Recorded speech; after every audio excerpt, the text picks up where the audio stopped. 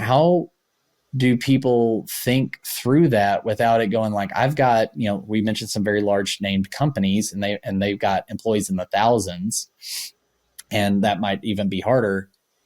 How do they think through, well, I want to create this experience, but I can't spend 80 hours handcrafting the experience for people?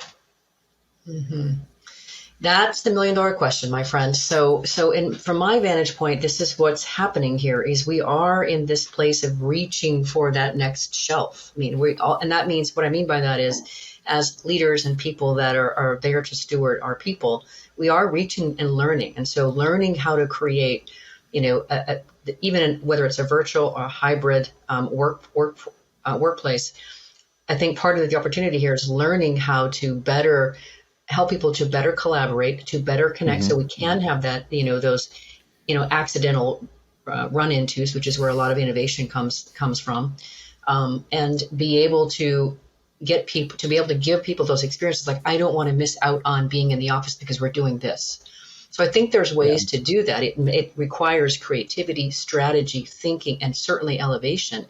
But I think if we focus on the idea of scale, we're going to miss the whole point. And that's what got us to this problem in the first place, because organizations were built around this engine. So we strapped the human resources and put them around this engine that kept it, going round and round and round at the expense of their souls. But we were strong and efficient as an organization. So I think if we want to continue on that route of focused on scaling, that's where we're going to get to. So now what we have to get to is really being much more creative and much more dynamic about utilizing things like artificial intelligence to help us get rid of those drudgery sort of tasks that no one likes to do, so they can bring their higher talents in. That's one way that will already help.